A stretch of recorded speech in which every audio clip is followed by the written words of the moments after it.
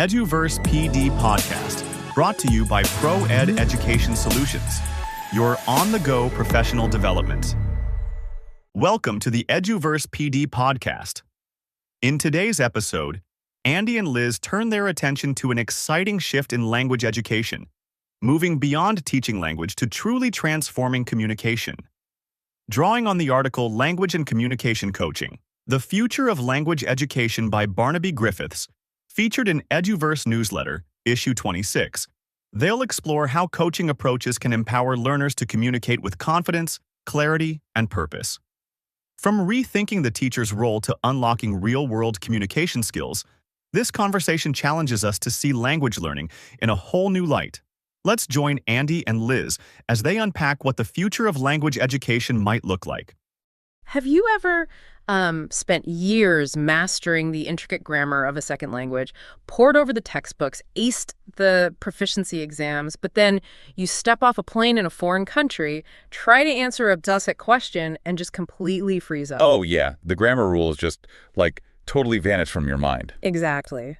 And honestly, that freezing phenomenon is so universal, yet, the traditional language classroom has kind of struggled for decades to actually solve it. It's a painfully universal experience, honestly. It really is.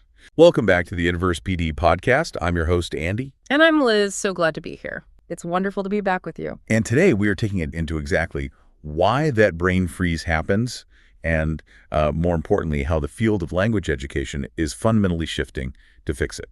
Because whether you are, a professional trying to navigate a global boardroom or just a lifelong learner ordering coffee abroad, that phenomenon of freezing up affects everyone. Oh, totally. So our guide for this deep dive is a really fascinating piece from the EduVerse March newsletter. It's called Language and Communication Coaching, The Future of Language Education. And the author, Barnaby Griffiths, brings just a massive amount of practical authority to this.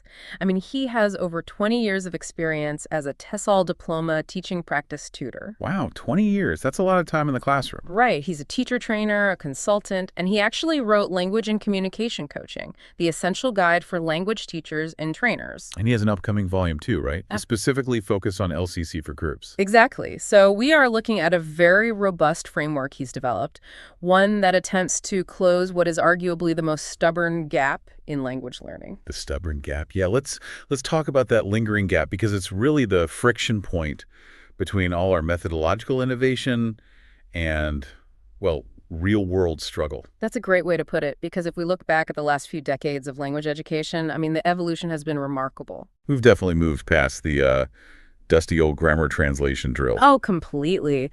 The field has seen the widespread adoption of communicative language teaching, sophisticated task-based learning designs, and, a massive push toward learner autonomy. Which is all great stuff. Yet, despite overhauling how we teach grammar and adding all this highly interactive project-based work, a fundamental problem is still just sitting there in classrooms worldwide. Learners are highly capable of completing structured activities. They perform exceptionally well in controlled classroom conditions. Right. They can demonstrate this rock-solid knowledge of language systems on a written exam.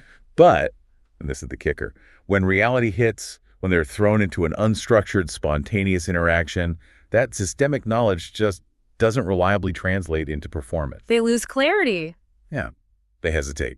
They struggle to adapt their message to the actual context of a fluid conversation. And the author isolates the specific disconnect. You see, the brain's ability to process linguistic systems in a vacuum is entirely different from the cognitive demands of real-time communication. Because in a live conversation, you're doing so many things at once. Exactly.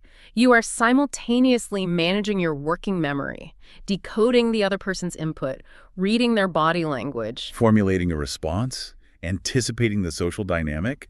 And when learners face that sheer cognitive load, they often default to two extremes. They either over-monitor their speech, worrying so intensely about grammatical accuracy that their processing speed just grinds to a halt. Or they under-monitor, right? Just throwing words out frantically without any structural coherence, just to fill the awkward silence. So my question is the fundamental problem here that we are teaching learners about language rather than actively training them how to actually perform it under cognitive stress? Yes. Griffiths makes the case that in our current landscape, With global mobility and rapid digital communication, simply knowing the language is no longer a sufficient endgame. Right, because language users are out there navigating Zoom calls with 5 different international stakeholders, or presenting complex academic research. Or managing cross-cultural teams. In these environments, success doesn't hinge on an error-free recitation of the past perfect tense. Definitely not. It hinges on the ability to regulate pace, adjust delivery based on audience cues, and, like you said, manage cognitive load under pressure. Which brings us to the core of the framework Griffiths proposes, language and communication coaching, or LCC.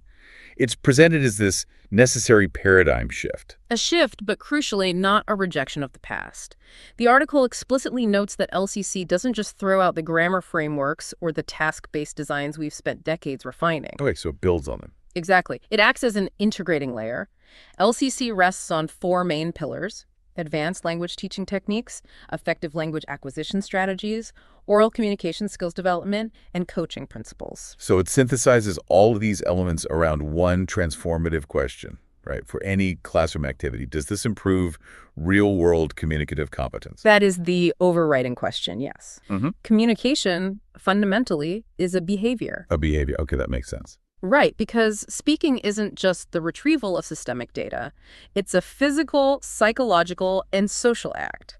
Therefore, language educators are not merely transmitters of linguistic knowledge. They are facilitators of behavioral change. Ah, okay. So it's much less about blowing a whistle from the sidelines and more about bringing unconscious communication habits to the surface. Precisely. Coaching, in this context, involves helping the learner notice their own default behaviors when they are under that intense cognitive load. Like realizing that your voice gets super quiet when you're unsure of a word? Exactly. It's helping them recognize when their pace accelerates due to nerves, or when they drop their volume at the end of complex sentences because they lack confidence in their syntax. And once you identify those behaviors, then what? Then the teacher and student can collaboratively set goals that are tied directly to real-world communicative needs, rather than just arbitrary curriculum milestones. Okay, so a real-world need being something like a learner needing to hold their ground in a fast-paced weekly departmental meeting where they currently feel completely invisible, which is so much more practical than just passing a unit test on conditionals. I mean, when you give the learner that kind of agency, tying the classroom behavior directly to their professional or social survival, the motivation shifts completely. It creates a deeply intrinsic motivation. But, implementing this requires tackling the most persistent, polarizing debate in the language classroom. Oh boy. The battle between fluency and accuracy. You guessed it. Traditional teaching often frames development as a zero-sum game. This delicate balancing act where focusing on one inherently degrades the other. It really feels like an impossible tug of war. And you see this manifest constantly in learners. Let's look at the 2 extreme coping mechanisms people use when they hit that cognitive overload. Let's do that. First, you have what I like to call the hurricane. The hurricane. I know this one well. Right. This is the learner who prioritizes fluency at all costs. They speak at a blistering pace, bulldozing through pauses, trying to project total confidence. But because they are under monitoring, their ideas lack organization. Exactly.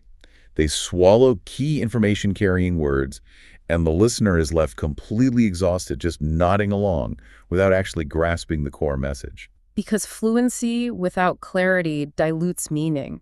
The sheer volume of words just obscures the intent. Yeah, but then the alternative is equally disruptive. The robot. The robot. The learner who prioritizes accuracy above absolutely everything else, they are over-monitoring every single syllable. They pause for agonizing seconds between words, internally cross-referencing grammar rules before even daring to speak. They are just terrified of making a mistake. So Liz, how does LCC actually train a learner to consciously regulate both of these extremes without completely overloading their brain in the middle of a conversation? Well, the fascinating intervention LCC offers here is that it completely reframes this dichotomy. It stops treating fluency and accuracy as a seesaw and instead trains the learner to consciously regulate both through a specific metacognitive process. A metacognitive process. The article breaks this down into 5 sequential steps, doesn't it? It does. Notice your default tendency. Experiment with an adjustment. Reflect on the communicative impact. Practice in structured conditions, and finally, transfer those skills into authentic contexts. Notice, experiment, Reflect, practice, transfer. I like that. And the mechanism behind this 5-step process is brilliant because it directly addresses the cognitive load problem we discussed earlier. Let's look at how this plays out in a classroom discussion task. Okay, paint me a picture. So instead of asking a student to simultaneously generate complex ideas, retrieve new vocabulary, apply accurate grammar, and maintain a natural pace, which guarantees cognitive overload, the LCC approach uses task repetition with shifting focus. Shifting focus. So on the first attempt at a speaking task, the teacher might instruct the student to focus entirely on natural flow and just getting the core ideas across. Yes, essentially giving them permission to completely drop the grammar monitor. They just lean into the flow. That must be such a relief for the robot learners. It really is. Then, crucially, they receive feedback. But this is key, not a list of syntactical errors. They get feedback on how the message was actually received by the audience. Oh, interesting. So then what happens on the second attempt? Well, following that reflection, the student repeats the exact same task. But because the conceptual planning, what they want to say, is already mapped out from the first attempt, their working memory is suddenly freed up. Because they already know the argument. Exactly. So in the second iteration, the teacher asks them to pay closer attention to specific language forms or the accuracy of key expressions. The brain doesn't have to invent the ideas anymore, so it actually has the bandwidth to monitor the syntax. Right. They are layering the accuracy on top of the fluency sequentially rather than trying to process both in parallel from a blank slate. That makes so much sense. It builds an incredibly deep awareness of how their communication actually functions. They really take ownership of the behavior. But, as we know, an insightful realization about a bad habit won't survive the pressure of a real-world conversation unless it becomes an automated routine. True. Insight alone isn't enough. Awareness needs to become a routine. So how can educators actually implement this tomorrow? This is where Griffiths bridges the gap between theory and immediate classroom application. He outlines highly practical routines to turn this awareness into muscle memory. Let's start with interventions for the hurricane speaker who rushes through their delivery. The article highlights 2 specific routines for this, right? Dictating the pace and emphatic delivery. Yes. When a learner is under monitoring and speeding up out of anxiety, you literally train them to consciously shift their speaking speed based on the context. Right, because you don't deliver a nuanced financial forecast at the same rapid-fire pace you use to chat about weekend plans. Exactly. It requires teaching the physical mechanics of pacing. And emphatic delivery pairs directly with this. It's the behavioral practice of deliberately highlighting or stressing the key information-carrying words in a sentence. By forcing the learner to slow down and punch the most critical words, you instantly increase the clarity of the message. And you give their brain a microsecond to plan the next clause, which reduces the overall cognitive strain. Brilliant. Now, what about the other side of the spectrum? The robot, who just freezes up because they are overwhelmed by the pressure of spontaneous production. The article proposes a routine called rehearsal before production. I love this one. I think it's one of the most powerful interventions here. It's really about providing the learner with a backstage moment. The backstage moment is such a profound shift in classroom management. Instead of cold calling a student or throwing them immediately into a spontaneous role play where the effective filter spikes, the teacher intentionally builds in a buffer. So you give the learner a short, dedicated window to mentally organize their ideas. Or perhaps quietly explain their thoughts to a partner in a low-stakes environment before they are ever asked to perform in front of the larger group. You are allowing them to offload the conceptual planning, so that when they do step into the spotlight, they aren't battling the dual demons of what to say and how to say it simultaneously. It drastically reduces performance anxiety and gives them back control over their delivery. When teachers implement these small backstage moments and new feedback loops, what are the actual tangible benefits for the learners? Because this requires a fundamental shift in the educator's identity, right? It absolutely does.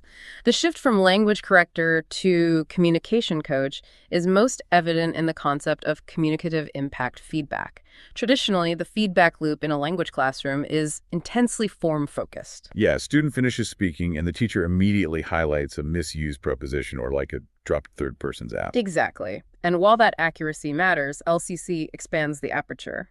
The teacher shifts the primary feedback question from did the student use the correct tense to did the message land effectively? Imagine a student giving a presentation on a complex graph. If their grammar was perfectly accurate, but they spoke so monotonously and quietly that the audience tuned out, traditional feedback might still give them a passing grade. Right. But communicative impact feedback addresses the reality. The message failed to land. It centers the audience's reception. So the teacher provides observations like, when you paused before delivering that final data point, it really drew us in and made your argument clear. Or you spoke very quickly through the transition and we lost the connection between those two ideas. This kind of feedback reinforces communication as a reciprocal behavior, not an isolated academic exercise. So when a teacher commits to this, when they integrate backstage moments, train emphatic delivery, and shift to impact feedback, the transformation in the classroom is tangible. Very tangible. The article points to a massive surge in learner confidence. Because the students are actively rehearsing and receiving supportive, behavior-based feedback, they simply feel more prepared to handle the unpredictability of live conversation. And the activities themselves take on a completely new weight. Speaking tasks are no longer seen as filler activities to kill time at the end of a lesson. Right. They become purposeful laboratories where learners are actively analyzing, refining, and repeating their performance. This drives a much deeper level of engagement because the connection between the classroom task and their real-world goals is undeniably clear. And all of this leads to the most critical benefit Griffiths identifies: equity. Yes, coaching communication isn't just a pedagogical trick to make classes more engaging. It is a mechanism for providing real-world access. It is the ultimate goal. When learners are equipped with true communicative competence, the ability to adapt, regulate pace, and ensure their message lands regardless of minor grammatical imperfections, they are no longer locked out of the room. They gain access to academic spaces, they can navigate professional advancement, and they can participate fully in cross-cultural interactions. By shifting the focus from teaching the content of a language to coaching the behavior of communication, educators are literally equipping learners with the tools to self-advocate in global spaces. To distill the core philosophy of this entire framework, language education doesn't require a scorched earth revolution. We don't need to burn the grammar textbooks. Thank goodness. Right. What we need is a strategic refinement. We must bridge the gap between systemic knowledge and live performance. So the advice for those listening, whether you are designing an institutional curriculum or simply trying to optimize your own language learning journey, is to start with small behavioral adjustments. If you are an educator, begin by building in those brief backstage moments before demanding production. Shift the framing of your feedback to focus on delivery and audience reception. Invite the learner into the process by simply asking, do you feel your message was clear just then? And for those wanting to dive into the granular mechanics of these routines, Barnaby Griffiths' book, Language and Communication Coaching, is really essential reading. Absolutely. To close out this deep dive, we want to leave you with a final thought to mull over. And honestly, it doesn't even require you to be learning a new language right now. Oh, this is a great exercise. Turn this framework inward and examine your own communication habits in your native language. Think about the last time you were under immense pressure, maybe defending a complex idea in a tense meeting or navigating a difficult personal argument. What is your default behavioral response to that cognitive load? Are you naturally an overmonitor who becomes rigid, hesitant, and sacrifices flow for the sake of precision? Or are you an undermonitor who speeds up, unleashes a hurricane of words, and sacrifices clarity just to fill the empty space? Once you identify your own default tendency, how might consciously applying a simple routine like dictating your pace or taking a backstage moment to breathe completely alter the way your message lands in your very next high-stakes conversation? It's a really powerful reflection on how much control we actually have over the impact of our words. It really is. Thank you for joining us into the future of language education. Keep analyzing, keep adapting, and we'll see you next time.